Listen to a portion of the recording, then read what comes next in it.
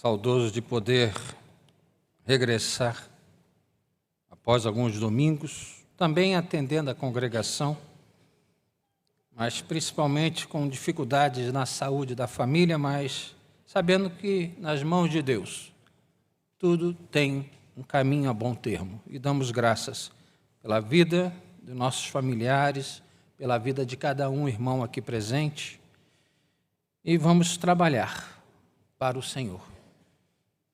E abrindo minha irmã e meu irmão no Evangelho segundo Lucas, um texto muito conhecido, inclusive encabeçou a abertura desse momento, e que o reverendo Ricardo já leu, mas vamos deixar a Bíblia aberta no primeiro capítulo de Lucas e fazermos juntos, a uma só voz, a leitura do verso 37.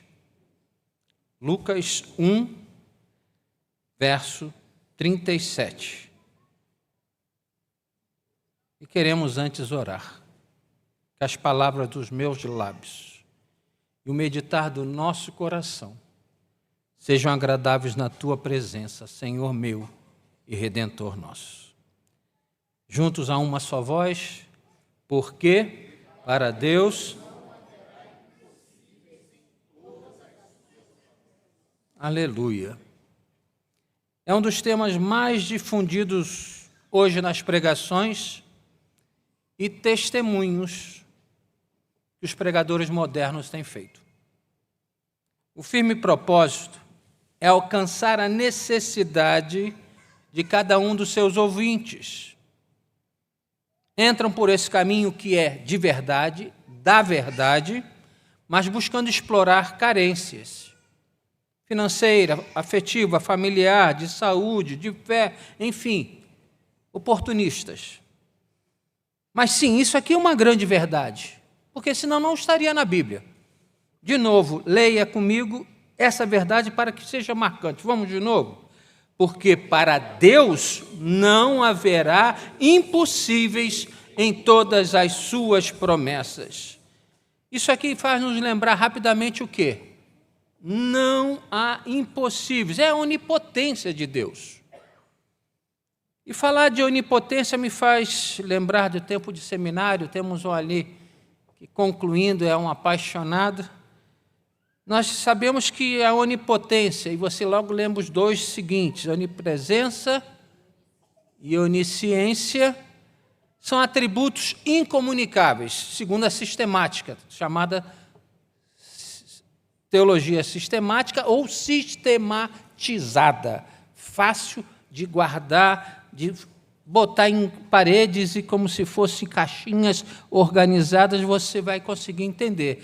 Então, esse atributo de Deus incomunicável, mas que sentido é esse? Aquele que ele simplesmente é, possui, é o verbo to be, mas também vem o ser, é o mais perfeito, independente de quem possa querer contestar. Então, ele é onipotente, onipresente, onisciente, mas outros atributos incomunicáveis. Ele é eterno, ele é imutável, ele é uno, infinito e soberano.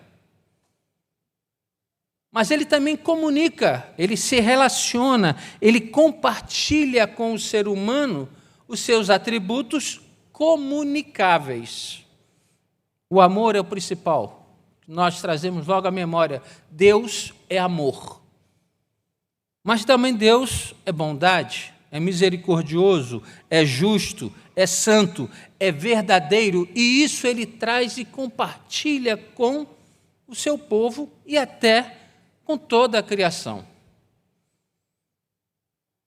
E olhando a Jesus, naquela coisa que, se você for pensar filosoficamente, parece louco, em ele próprio dizer de si, eu sou o caminho, vamos juntos? A verdade e a vida, ninguém vem ao Pai senão por mim. Por favor, ninguém erre, ninguém vai. Jesus ali mostra a sua divindade. E muito se fala do caminho que leva a Cristo, caminho de Cristo que leva ao Pai. Muito se prega também sobre a vida eterna, a importância, Mas quando se fala a verdade, vem sempre um verso. Conhecereis? Só que aí começa a dizer a verdade, e o que eu vou dizer, toda a verdade, vocês vão ver como é que vocês vão ficar libertos. Não, a verdade é Cristo. Não é verdade humana que eu venha a compreender, ou que você venha, ou que um teólogo venha a distribuir para vender livros. A verdade que liberta e leva à salvação é aquele que é o mesmo caminho, aquele que é o mesmo que a vida, que é Jesus. E por isso, para tratar dessa verdade que nós aqui temos aos olhos, porque para Deus não haverá impossíveis, eu quero dizer, nós não compreendemos muitas vezes essa verdade.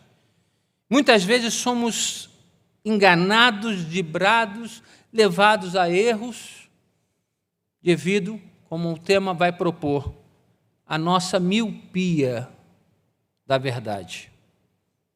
Me desculpe colocar assim, e não poderia nunca dizer a verdade míope, porque a nossa verdade é míope.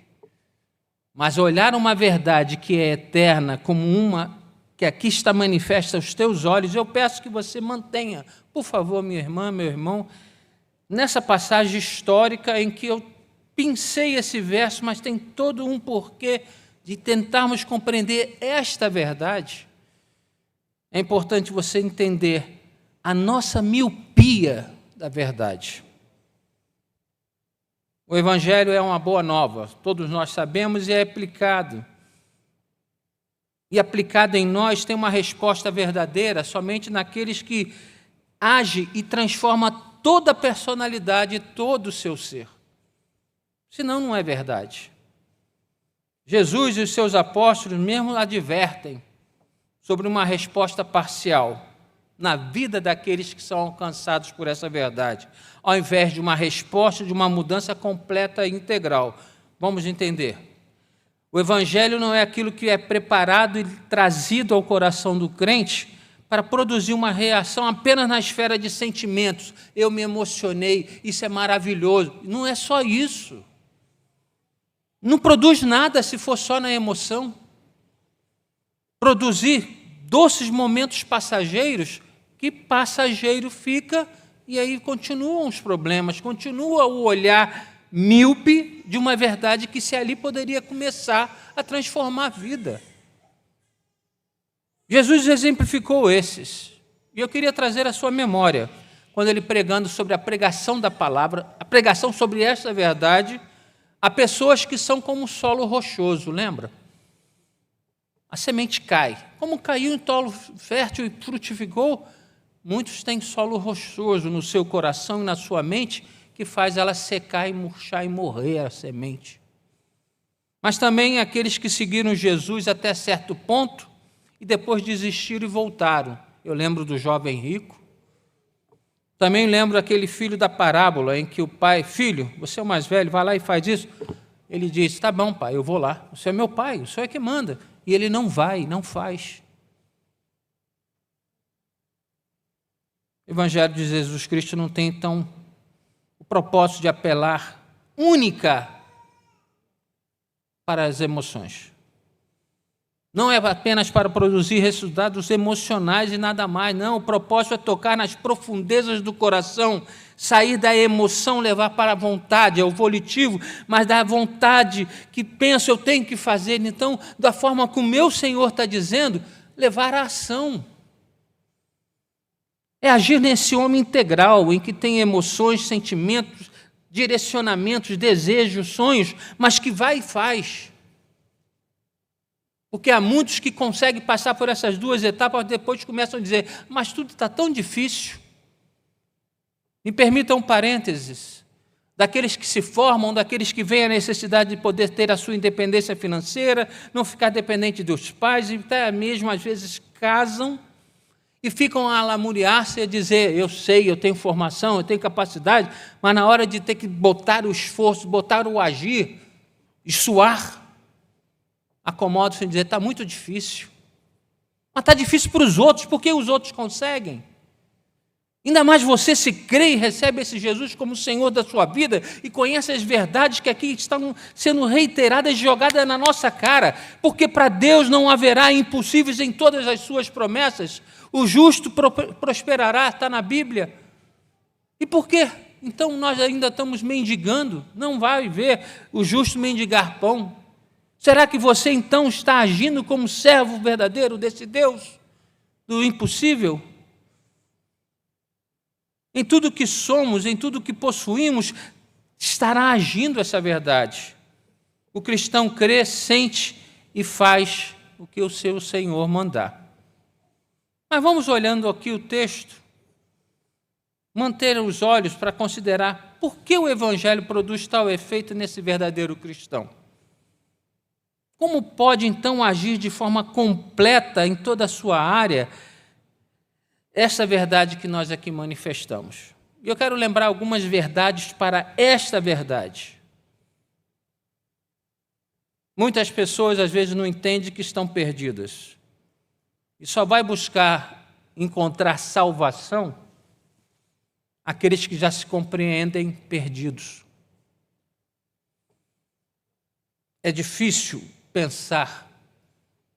Está difícil, é isso mesmo, é a descendência que está castigada, e começam a teologar sem base bíblica.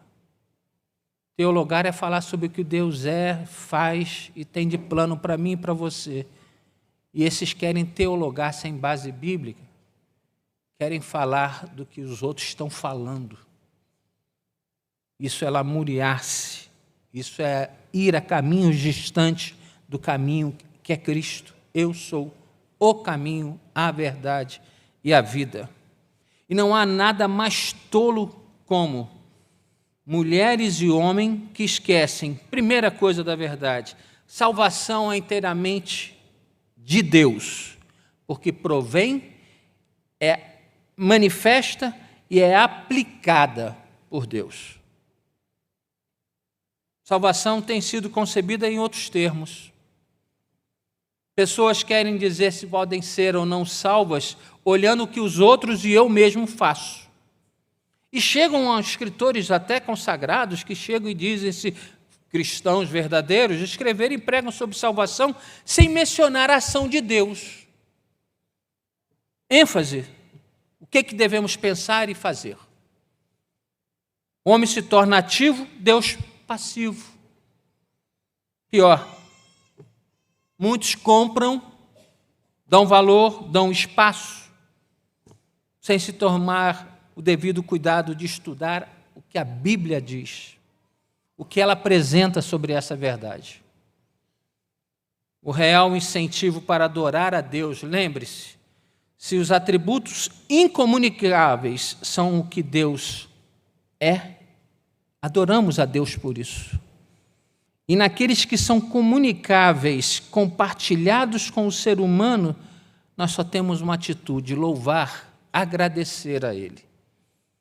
E nós podemos, então, ao compreender que toda a ação de salvação provém das mãos de Deus, sem merecimento, nós podemos, então, agradecer e dignificá-lo. Mas para que agradecer e dignificá-lo se Ele não vai precisar fazer nada? Depende de eu agir, pensar, compreender. Essa passagem mostra Maria entendendo o Deus dos impossíveis. Ela olha no verso anterior, 36, e continua a pensar. Você está pensando errado, Maria. Verso 34, ela pergunta: como será isto? Como poderei conceber se não tenho relação com homem algum? Como poder receber salvação, eu que vivo na perdição? Como será isto? Foi como se o anjo estivesse dizendo a Maria: Maria, você está pensando até certo, mas nos termos antigos, velhos, a velha forma humana, eu agora te anunciar coisas diferentes. Deus é quem vai agir agora, esquece. Ele vai agir agora. Humanamente falando, você está certa. Mas isso não é humano, é divino. Na sua aula, reverendo, acho que você passou a me dar essa dica antes, ou eu passei para você, foi citado dessa forma. Pensar salvação, pensar no Deus do impossível, é pensar realmente de uma forma não humana, é algo manifesto de uma forma que é Deus inteiramente, Deus agindo. E ele vai, dizendo o anjo a Maria, entrar nesse mundo. E eu quero provar isso com exemplos do Antigo Testamento e do Novo. Deus age assim, dessa forma, e manifesta, e corrige, e faz a sua salvação ser manifesta? Sim. Eu olho primeiro Abraão. O que ele precisou fazer? E fez? Foi crer e obedecer. A iniciativa foi toda de Deus, foi ele que permaneceu fiel e agindo. Com Isaac, Jacó e toda a nação de Israel. Será porque eram grandes guerreiros? Eram fortes, perseverantes, merecedores da vitória e no conquistar a terra? Com certeza não é, se você ler. Um povo pequeno, um exército em minoria. Por que então eles venceram? Eles conseguiram alcançar conhecimento com resultados próprios do que pesquisaram, do doutorado que tiraram, da sua formação, do seu treinamento? Não.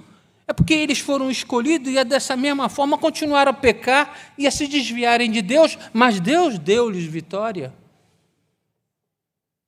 Impossível. Esses caras erram e conseguem vencer, porque o Deus deles é maior.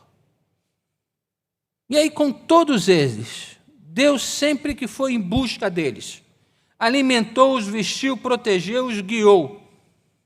Nas vitórias das guerras, viram claramente, é Deus agindo. Se não fores tu à frente, Senhor, nós não iremos chegar a poder professar isso. No Antigo Testamento vemos essas obras de guerra, essas obras de conquista, mas no Novo Testamento, em que já vemos o Emanuel, o Deus conosco, Cristo presente junto ao seu povo.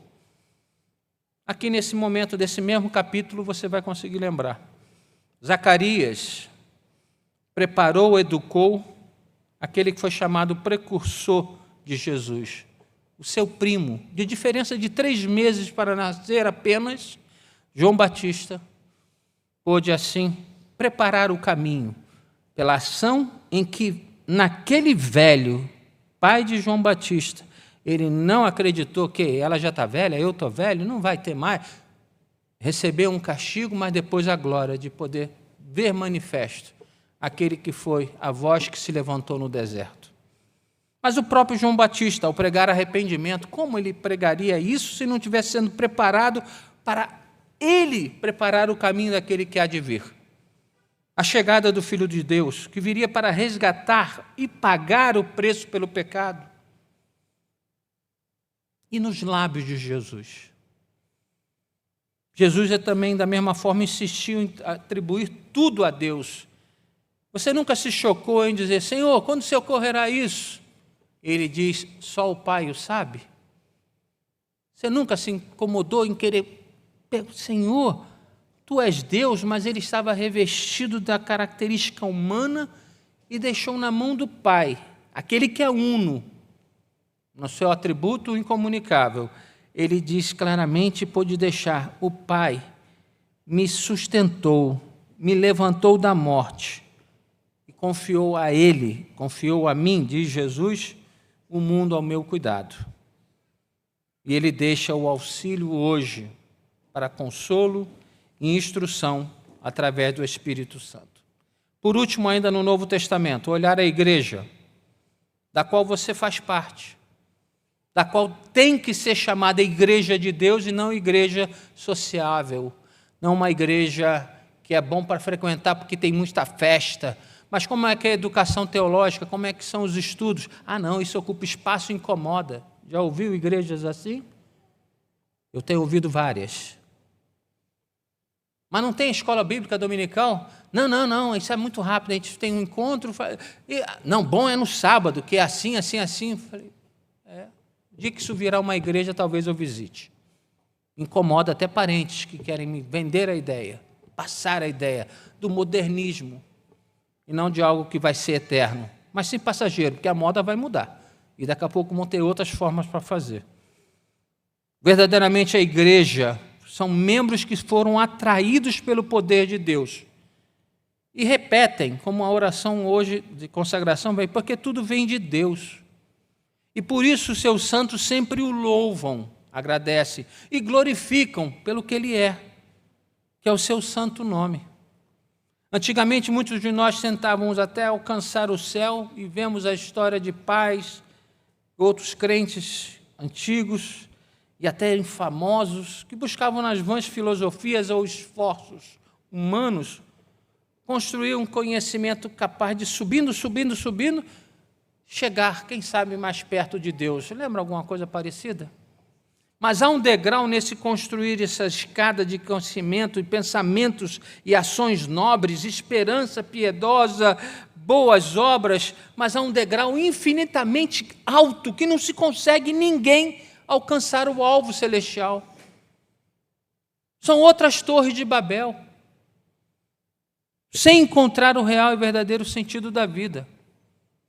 Sim, você conhece textos bíblicos maravilhosos. Deus amou o mundo de tal maneira que deu seu Filho unigênito, João 3,16.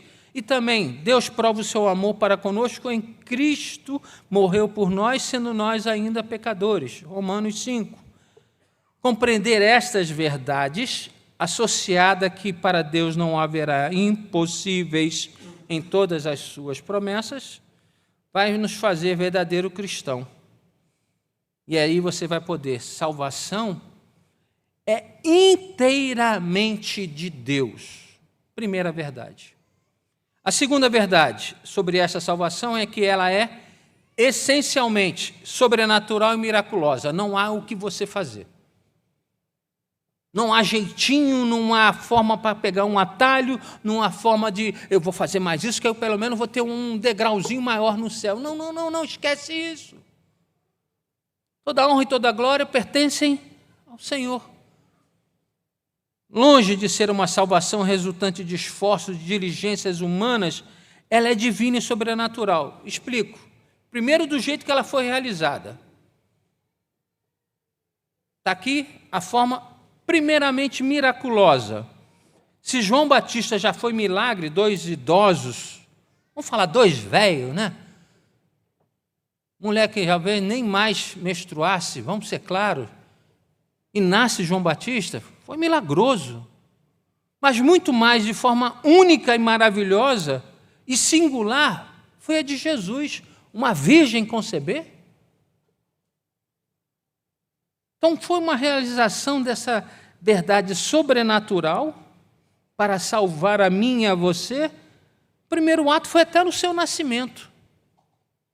Mas nos milagres de Jesus, nas maravilhosas obras poderosas com que ele fez, nas suas pregações, em que, além da verdade escrita, preservada, ele diz claramente, lembra o que foi dito? Eu vos digo mais. Lembra disso? Não adulterarás. Ah, é? Se você já olhar com intenção maliciosa, você já adulterou. Se você desejou alguma coisa que você já... Como me livrar desse corpo de perdição que o pensamento, os olhos, a mão, até a Bíblia vai dizer, lança fora a mão, lança fora os olhos. É tão literal assim? É porque não há caminhos para nós podermos seguir e de forma natural conceber uma criação que merece salvação. Não, toda a criação caiu, precisa da misericórdia de Deus ser manifesta e de forma maravilhosa, miraculosa, sobrenatural, ele vem e age. Ele vem e age. Os milagres e obras maravilhosas de Jesus proclamaram: este é Filho de Deus. E meio a tantos outros que faziam sinais e prodígios, ele pôde colocar ao lado dos sinais, prodígios, milagres, um ensino puro e verdadeiro. Ele não era para tirar proveito, ele era para abençoar. A salvação através de salvação de problemas das promessas que vêm e nos faz estar livres das aflições, porque com certeza chegaram aqui muitos com carências, como exploramos, quer financeira, afetiva, familiar, de saúde, e até carência na fé que está débil. A palavra de Cristo vem para instruir, fortalecer e botar no caminho certo. Seu poder sobre os demônios, sobre as doenças, as enfermidades e até nas forças da natureza. Ele selava, ele atestava. Essa salvação é divina, é sobrenatural. E o mais assombroso, até depois da sua morte, vem a sua ressurreição e ascensão. Ah, mas outros também ressurgiram, mas voltaram a morrer. Cadê Jesus? Precisou ter ascensão aos olhos de muitos, não foi dos olhos dos discípulos. Estariam ali não sei quantos mil. Não quero pecar pela não cuidadoso estudo em trazer número aqui. Mas muitos testemunharam como esse cara subiu. O que é isso? Precisou o anjo dizer o quê? Varões galileus, da mesma forma como o viste subir, ele irá descer. Queremos nós, se ainda vivos, vermos isso. Mas eu trago no meu coração que assim que fechar meus olhos aqui na terra para toda a eternidade, já estarão abertos meus olhos para a eternidade ao lado desse meu Senhor. Não estarei esperando lá no meio dos mortos. Estarei livre do tempo, do cronos. Ele não deixa que eu dormita, mole, passivo, o estado intermediário dos mortos. Pode estar os mortos, mas eu vivo eternamente no meu Senhor Jesus. Se a primeira ação é na forma daquilo que está realizado, a segunda parte, para você olhar que isso é tão maravilhoso, miraculoso e divino, é a ver que esta ação de salvação miraculosa e divina está ligada a ser humano. Em Pentecostes, para um pouquinho e pensa. Pensa lá na nação que se encontra no salão da ONU, várias nações. Chegar o capial, o roceiro, na época pescadores humildes. E no meio daquelas Nações Unidas, lá em Nova York, começassem a pregar: Jesus morreu por mim e por você. E cada um que está lá dissesse: quem são esses? Como é que ele está falando no meu dialeto, no meu idioma? Como é que esse cara tão humilde, tão simples, está falando no meu idioma? Ah, falar inglês, tá bom, é mais fácil. Alguns até no francês, no alemão, tá bom, vai dar. No holandês já é complicado. E vai, sueco, o suíço, parecem iguais, mas tem diferença. E eles vão ouvir de forma perfeita. Ah, não. A bênção ali é que a pessoa fala a língua de anjo. Não é isso que você vai ver em Pentecostes. É ver um milagre que chega tão perto de forma divina, miraculosa, em que homens simples são capazes de pregar e abrir a sua boca sem medo. E o Espírito ele interpreta para o outro. E a gente está pregando aqui no português chulé, permitam-me o termo básico demais. E outros entenderem, é Deus agindo miraculosamente pelo seu Santo Espírito. Em várias outras passagens, Pedro e João podiam ser assim tão ousados e capazes de pregar e realizarem grandes obras, em contraste com a história que eles traziam, lembram? Assim que falaram, ele está ressurreto, onde estavam os discípulos e os apóstolos? Trancados, com medo, vamos ser mortos, vamos ser perseguidos. Mas depois fazem grandes sinais e prodígios. Isso eu posso garantir, não foi um processo de crescimento, de preparo, treinamento e capacitação gradual. Foi transformado aqueles cheios de poder. Porque para Deus não haverá impossíveis. O que falta nós termos essa paz que sinto em minha alma, que foi cantada a abertura desse culto, é porque a gente está muito débil naquilo que nós falamos como tema, nossa miopia da verdade. Nós não estamos aqui pensando naquilo que Cristo já fez e queremos uma resposta e somos até, não quero usar palavras tão duras, mas às vezes a gente merece até um coro, né? Faça-se presente, Senhor. Se Ele é que me trouxe, porque aqui Ele já estava. E oramos erradamente quando também falamos, Senhor, aceita a nossa oração.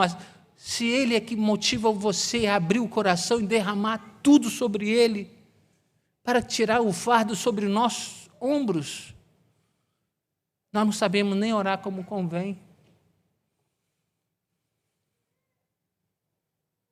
Resultado que ainda não está ocorrendo muitas vezes em nós, de deixar essa verdade que é eterna, divina e miraculosa, agir no meu e no teu viver. E agiu neles, João, Pedro, outros discípulos, apóstolos, e Deus operava através deles, porque operou primeiro neles. E a única coisa que podiam fazer, louvá-lo. Senhor, me permites abençoar outros, Senhor, me permites a dirigir a vida para outros, terem rumos eternos. Senhor, obrigado por ser instrumento da tua paz, instrumento de tua bênção. Sempre louvá-lo. Da mesma forma, podemos afirmar, é algo sobrenatural a miséria e a pobreza da visão de fé daqueles que não compreendem salvação, é sobrenatural. Continuam lutando inutilmente, confiando em seus próprios esforços. Quantos de nós, ao olhar aquela imagem do curral, lá no coxo, um menino envolto em panos que foram arrumados, olhar toda aquela simbologia, por que tanta gente se reunindo aqui? Por que tanta gente que vê aqueles pais largados do mundo, que não está entendendo porque tantos vieram, estão a prostrar-se diante daquele menino, cercados por tantos outros que vieram ricos, inteligentes, sábios, sou chamado de reis magos, nada mais é do que estudiosos, se prostam e adoram. Quantos de nós nos prostraríamos ali? Pensa, chega num curral agora e vê uma criança lá, você poder identificar de forma sobrenatural, está aqui, esse é o meu Salvador, que agora vive, que agora eu pude contemplar com os meus olhos. E você sabe pela história que ele já esteve aqui, cumpriu a missão, morreu no meu e teu lugar para pagar o preço. O menino Deus realmente morrendo, deu-nos acesso novamente ao Pai para recebermos através dele a salvação eterna, nos livrando do poder do pecado. Mas muitos ainda estariam perguntando, da mesma forma com Maria, verso 34, mas como será isso? Vamos para o último ponto das verdades. Salvação inteiramente de Deus, é totalmente divina e sobrenatural. E terceiro, é algo que não se pode ser alcançado pelo homem, mas também não pode ser inteiramente compreendida. Não dá para entender. Como? Um homem natural, aquele não cristão, eles vão dizer, salvação oferecida dessa forma não pode ser verdade, é inacreditável.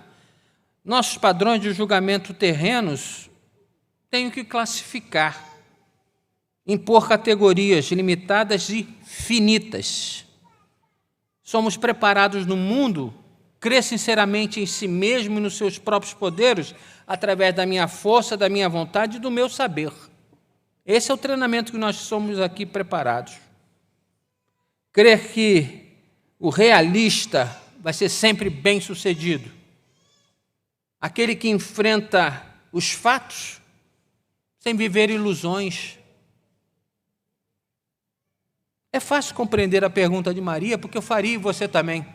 Como que pode ser isso? Como será isso? Lembra a pergunta que Nicodemos também fez a Jesus quando disse: Nicodemos, é preciso nascer de novo.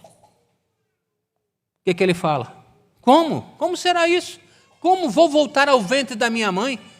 Olha, pensando de forma física.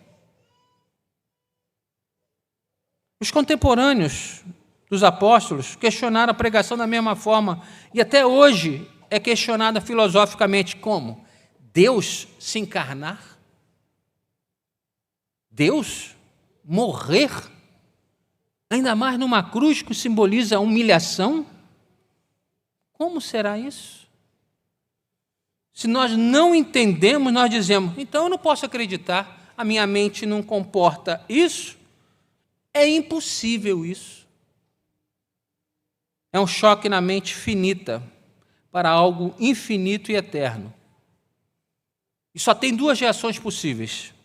Ou nos recusamos a crer, nós não entendemos, então recuso. Ou seguir o exemplo de Maria. Verso 38, no final. Vamos juntos? Aqui está a serva do Senhor, que se cumpra em mim conforme a tua palavra. Vamos juntos? Aqui está a serva do Senhor, que se cumpra em mim conforme a sua palavra.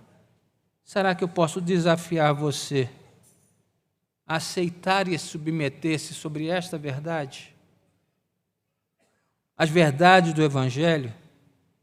Lembrar que o Evangelho, em primeiro lugar, não pede que você faça alguma coisa, não pede, nem mesmo exige, compreenda, nem exige, esteja muito intelectual para poder alcançar toda esta verdade, não pede. Eu conclamo a todos os meus irmãos, lembrando que para Deus não haverá impossíveis, verso 37, e Jesus sendo o único caminho, única verdade, única vida, este é o único evangelho e é a única boa nova que vai me permitir pregar para vocês. Por quê? Porque o evangelho é poder para a salvação, como diz Paulo em Romanos. Não é mera indicação de como salvar a si próprio. Não é um anúncio que se faz para você mudar o seu caminho segundo aquilo que você julgar melhor. É um anúncio de uma obra exclusiva que Deus já fez e é oferecida a todos, mas eficaz apenas para os que verdadeiramente creem. Jesus é o Filho de Deus Pai. Se salvação fosse humano, natural, seria impossível para todos. Isso mesmo. Até para eu que prego e aqueles que aqui pregam nesse púlpito. Se salvação fosse natural e humano, ai de nós que pregamos. Falar é uma coisa, mas viver e agir é outra completamente diferente. Discursos elevados sobre amor, sobre padrões éticos, sobre convívio familiar na sociedade serão sempre questionados e postos em choque. Ele prega, é um orador, não é mais um pregador, porque ele não vive isso. Crer que o impossível pode acontecer porque para Deus não haverá impossíveis, mas o impossível já aconteceu. Jesus nasceu em Belém. O Deus se fez carne e habitou entre nós, e cheio de graça e de verdade, e vimos a sua glória, glória como unigênito do Pai. Desesperados, derrotados, os enfermos e até os mortos que o buscaram, os viram ser impossível. Mas foi impossível de acontecer na vida deles e aconteceu. Por isso eles eram naturalmente, eu quero anunciar, e Jesus está bom, mas faz dessa forma. Tornaram-se pregadores e anunciadores, como Mateus 11, é impossível para nós, acontece tudo sobre a vontade de Deus, até mesmo pregar. Meu irmão, minha irmã, não há limites para o seu poder. Deus não tem impossíveis em todas as suas promessas. Eu poderia ainda ter uma última pergunta. E o que isso tem a ver com você? O que isso tem a ver comigo? Que efeito tem tudo isso sobre minha vida? Caro ouvinte, amados irmãos e irmãs, qualquer que seja o seu problema, por maior que seja a sua necessidade, que aqui vemos sendo explorados por esses pregadores do mundo, isso ainda é verdade. Para todos que o buscarem, para serem perdoados, purificados, recebem nova vida, se creem em Jesus. Por isso a vida será transformada, quando verdadeiramente a tua fé estiver não mais míope, mas usando o óculos de Jesus. E Deus, em Jesus e pela ação do Espírito, esteja a consolar os corações dos que estão aflitos. E se aqui ainda há aqueles que vão perguntar como Maria e como quantas vezes fizemos eu e você a pergunta, mas como vai ocorrer isso? Quando é que isso vai mudar? Quando é que Deus vai dar a resposta? A resposta virá, mas de forma miraculosa, divina, na hora certa, seguindo a palavra de Deus, na plenitude dos tempos, para mim e para você, Ele vai te libertar e te salvar. Que Deus te abençoe. Reverendo, por favor, encerra.